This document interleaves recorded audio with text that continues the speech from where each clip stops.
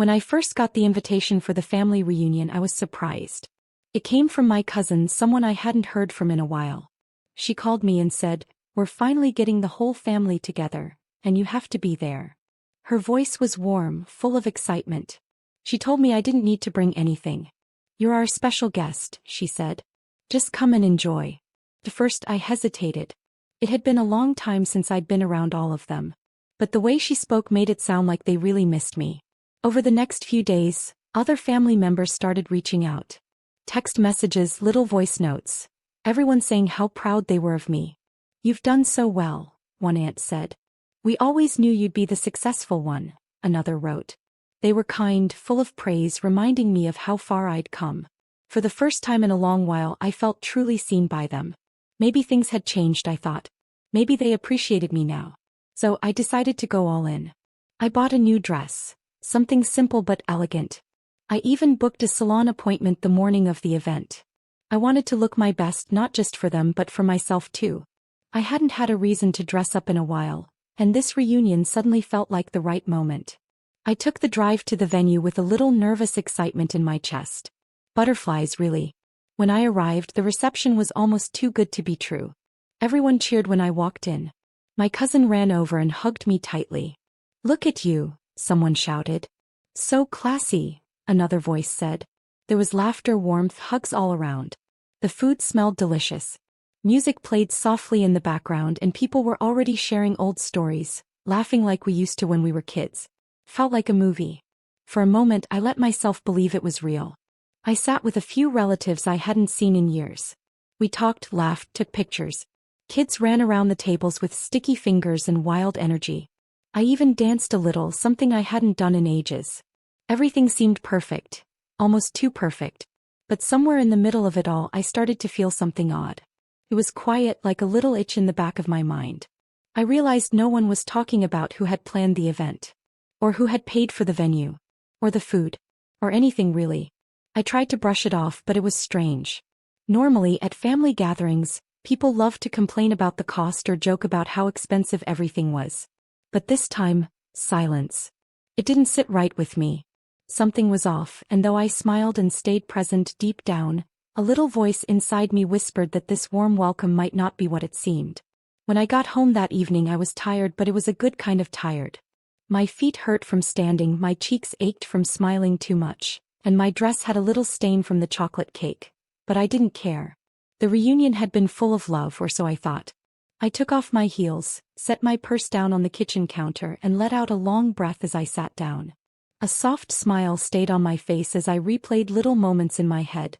My uncle's terrible dance moves, my cousin's baby saying my name for the first time, the way everyone had said I looked glowing.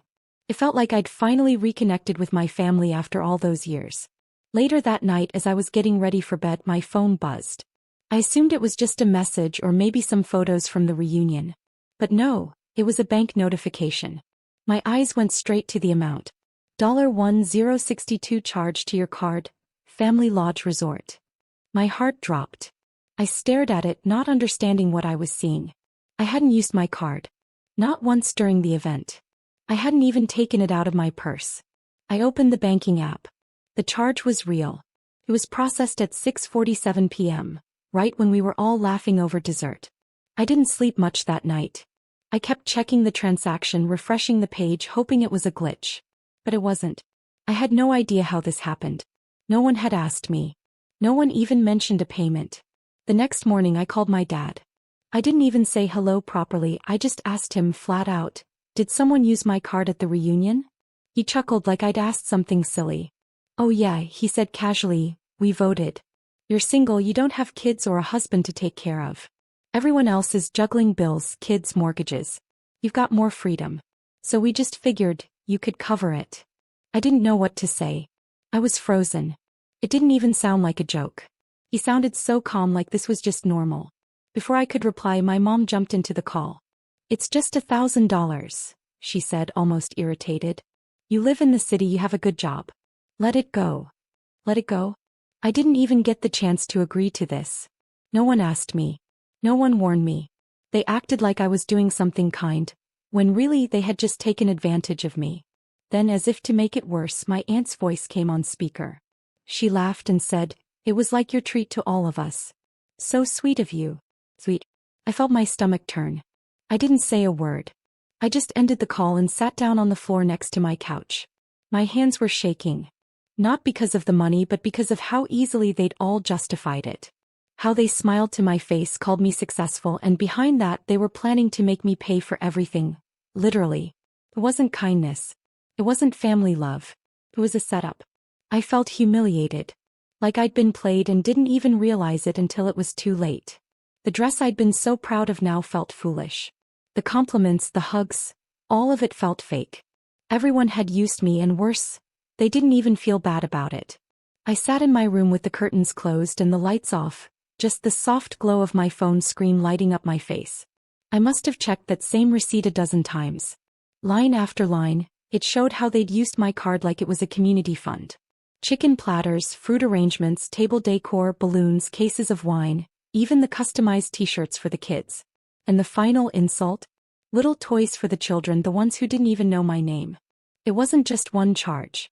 They'd swiped it multiple times, all in the same hour. All while I was laughing and clapping for family photos. No one said a word to me. Not a whisper. They had all looked me in the eye and smiled, while they were spending my money. I tried to remember if there was even a moment, just one small conversation where someone mentioned expenses. Nothing. Not a hint. They planned it. They sat together and made the decision. Voted. And they didn't think I even deserved a voice in it. I've always been the one people leaned on. When my cousin dropped out of college for a semester, I paid for her books the next term. No questions asked. When my mom's refrigerator broke down last year, I ordered a new one online and had it delivered the next day. When my aunt was sick and couldn't pay her electricity bill, I wired her the money before she could finish the story. But none of that mattered now. None of it earned me respect, just access. Access to my wallet, my kindness, my silence. I replayed my dad's words in my head. "You're single. You can afford it." As if being single meant I didn't have a life of my own. As if my stability was something to punish me for. As if success meant obligation. And when I'd confronted them, when I asked why, they didn't show guilt. No one apologized. They laughed. Shrugged. Called me dramatic. My aunt actually said, "It's not like you're poor." I felt like I was screaming in a room full of people pretending not to hear. It wasn't about the money anymore. It was about the betrayal. The way they grouped together and decided it was okay to take advantage of me, just because I wouldn't fight back. But they were wrong about one thing. I wouldn't fight back with words. I wouldn't beg for an apology. I wouldn't argue with people who laughed at my pain. No, I'd respond in a better way. Quietly. Powerfully. I sat there that night and made a plan. Not out of revenge, but out of self-respect. I wasn't going to let them laugh at me and move on. I wasn't going to keep showing up to these gatherings, smiling like everything was fine. They needed a lesson, not in money but in boundaries. And this time I wouldn't be the one paying. The day after the reunion fiasco, I went back to work. My desk felt like an anchor in a sea of thoughts, and I tried to focus on my tasks, but every time I looked at my computer screen, I saw that bank notification pop back into my mind. The numbers, the charges, they haunted me. The laughter, the smugness in my dad's voice, my mom's dismissive tone, it all lingered.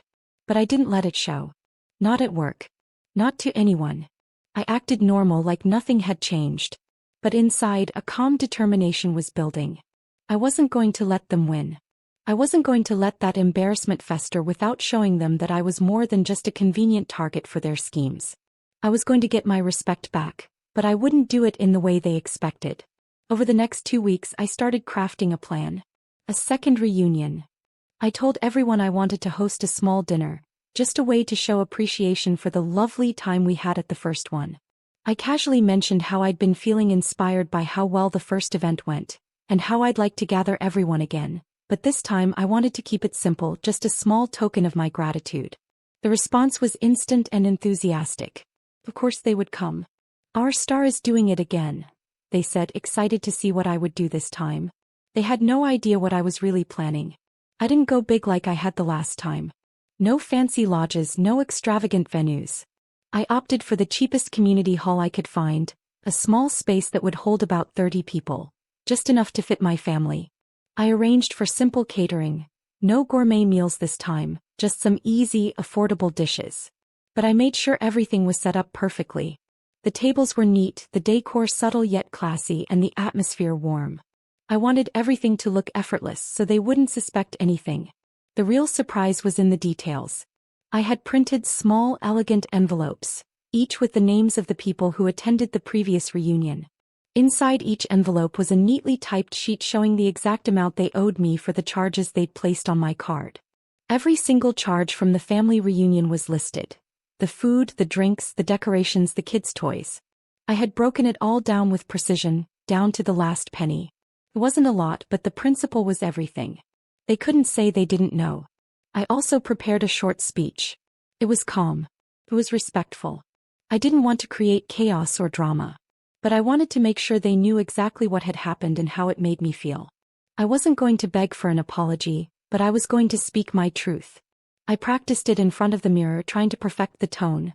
Firm but composed. The words would be simple, direct, and to the point. It would be my moment of showing them that I wasn't someone to be taken for granted. As I got everything ready for the night, I took a deep breath. I knew this would be a test, not just for them but for me. Would they understand? Would they feel any remorse? Or would they laugh it off again? But no matter how it went, I was ready. I wasn't going to be the same person who sat back quietly, letting them make decisions for me. This time they would see what it meant to cross me. This time they would feel what it was like to be held accountable. My calm, silent plan was in motion, and nothing was going to stop me now. The day of the reunion finally arrived. I had everything set up, and as expected, my family showed up dressed to the nines, expecting a 5-star evening. There were smiles, laughter, the usual compliments about how successful I was. They were all ready to eat, drink, and enjoy the night like they'd done the last time. Some of them brought empty hands as usual, while others brought even more guests than I had invited. Didn't bother me, not anymore. I had already decided how the night would unfold, and they didn't know what was coming. Dinner was served, and the atmosphere was light-hearted, almost festive. Everyone dug in, chatting and reminiscing about old times. It all felt strangely familiar, and at first I thought about letting it slide, pretending nothing had happened, pretending they hadn't taken advantage of me. But no. I couldn't let it go. Not this time. Not after the humiliation I'd endured, the laughter I'd been forced to endure when I confronted them about the bill. Tonight would be different. After dessert, when the mood was starting to settle, I stood up. I took a deep breath and watched as the room slowly quieted, sensing something was about to change. I felt calm, steady, not an ounce of nervousness. I had prepared for this moment. Last time, you all had a great reunion, I began, my voice steady, loud enough to be heard over the murmurs. And I'm glad. But I didn't offer to pay for it. You all decided that for me. There was a pause, and then the room shifted. Some people looked at each other uncomfortably, others glanced away, not wanting to make eye contact. A few even smiled nervously, unsure of where this was going. But they knew. They all knew. The atmosphere had changed. I reached for the envelopes I had carefully prepared earlier. Each one had a name on it, and inside, a detailed breakdown of exactly what they owed from the last reunion. I handed them out one by one, watching their faces as they realized what was inside. Some looked shocked. Some stared at the envelopes, unsure whether to open them or not. A few others, the ones who had been the most vocal in the past, looked angry. They had no idea I had planned this. No idea that I would be confronting them in this way. I didn't rush them. I let them read, let them process what I had just said, let them feel the weight of their actions. This is not about money, I continued, my voice calm but firm. This is about respect. I work hard just like all of you. But I won't be treated like a credit card. It was quiet. Too quiet. The only sound was the rustling of papers, the soft clearing of throats. The words hung in the air, settling into the room like an undeniable truth. It wasn't about the money. It never had been. It was about the principle, the lack of respect they showed me when they took advantage of my kindness, when they laughed in my face as if I were some kind of joke. My mom, of course, tried to interrupt, her voice rising as she started to speak. It was just. But I wasn't having it. Not this time. No. You laughed. Now listen, I said, cutting her off, my voice sharper than I'd intended. I didn't mean to sound harsh, but I needed to be clear. I needed them to understand that this wasn't a small thing. This wasn't something I could just let go. The room fell completely silent. No one moved. No one breathed. They were all waiting for me to continue to explain, to let them off the hook. But I didn't. I stood there for a moment, looking each of them in the eye. Some avoided my gaze. Others sat frozen, their hands clutching their napkins or glasses, unable to meet my stare. But I didn't look away. I wasn't the same person who had sat back quietly in the past. I wasn't the person who let them walk all over me anymore. You think because I'm successful, because I'm independent, that I won't stand up for myself. But I will. And I've made sure this time you understand why. The silence in the room was deafening. I could feel the weight of my words sinking in slowly as each of them processed what I was saying. The tension was palpable, and I knew they weren't used to seeing me like this. I wasn't asking for their approval. I wasn't begging for forgiveness. I was simply letting them know where the line was, and that they'd crossed it. I won't be your ATM. I won't be the one you turn to for everything and then laugh at when you've gotten what you wanted. I finished, my voice calm but resolute. There was no applause. No cheers. Just an uneasy silence. But that silence was the victory. The power I'd gained in that moment. As the tension in the room started to settle, I could feel the weight of everything that had just happened. Some of them began to react, but not in the way I expected. My cousin, who had always been one of the more genuine people in the family, came over to me first. She gave me a hug, and for a moment I felt a small sense of relief. I didn't know they used your card. I'm so sorry, she said, her voice soft and sincere. There was no mockery, no sarcasm in her tone.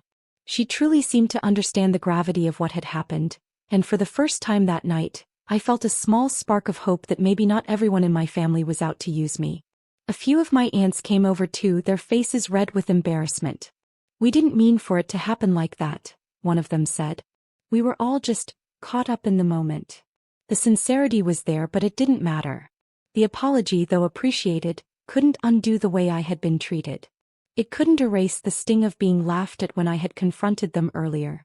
I nodded, accepting their apologies with a polite smile, but my heart wasn't light. Then my uncle, the one who often stayed neutral in family matters, stood up and came over to me. You're right. That was wrong, he said, his voice low, almost regretful. For a brief moment I saw the man I had respected all those years, the one who knew how to recognize when something wasn't right. It felt good to hear him acknowledge what had happened, but I still didn't feel fully vindicated. But then there was my dad. He hadn't said anything during my speech, and now he still remained silent. His eyes avoided mine, and he kept his focus on his drink. I couldn't tell whether he was ashamed or just too proud to admit he had been wrong. Either way, I didn't expect an apology from him. Not after everything he had said that night, trying to justify the situation with the "we voted" excuse. I wasn't angry anymore. I just knew where I stood with him. My mom, on the other hand, looked utterly embarrassed. She didn't try to interrupt me this time, but I could tell from her red face that she regretted what had happened. She said nothing, though. I wondered if she was realizing that her actions had contributed to the mess, but there was no sign of a real apology from her either. As the evening wore on, I saw a few people quietly slip out of the hall. Some just couldn't handle the uncomfortable silence, while others, I could tell, were too proud to apologize or admit they'd been wrong. They left without saying a word to me, and I didn't chase them. I wasn't going to beg for apologies from anyone who wasn't willing to give them freely. I smiled, even though it didn't reach my eyes, and started cleaning my space. I gathered my things slowly, taking my time, making sure I didn't let their awkwardness ruin my night. They had their chance to make things right, and they didn't. So I left early. Quietly. No drama, no need for confrontation. I had already gotten what I wanted, the respect that they had long forgotten to give me. After that day, everything felt different. The air was lighter, less charged with the tension that had always lingered at family gatherings. The fake smiles that I had grown so used to seeing vanished. There were no more casual requests for money or the sense that I was expected to just give without question. It was as if everyone knew the unspoken truth now. I wasn't someone they could easily manipulate anymore. At first, I wasn't sure how to feel. But as the days passed, I found peace in the silence. I didn't have to play the role I had been cast in. I didn't need to constantly prove myself or justify my actions. I started focusing on myself in ways I had neglected before. I traveled to places I had always wanted to see, alone, And without the weight of family expectations hanging over me, I saved for my future, building the life I had always dreamed of, one where I wasn't just a tool for others to use. It wasn't an immediate shift, but slowly I healed. I learned to value my own time and energy. I learned the importance of setting boundaries and the power of silence. I didn't need to shout to make a scene or to force others to see my worth. The truth was, saying nothing and walking away with dignity is louder than yelling. The act of letting go, of refusing to chase validation, spoke louder than any words I could have said. Some of my family members, those who genuinely cared and respected me, stayed close. We talked, we laughed, and we shared moments that were real. Others, the ones who had always seen me as an easy target, faded away. They drifted out of my life, and that was okay. In fact, it was more than okay. It was freeing. Because now they knew. I wasn't the easy one anymore. I wasn't the one they could rely on without consequence. And I was at peace with that. I had learned to stand my ground, to be silent when necessary, and to walk away when it was time. My life, my choices, and my dignity were no longer up for debate.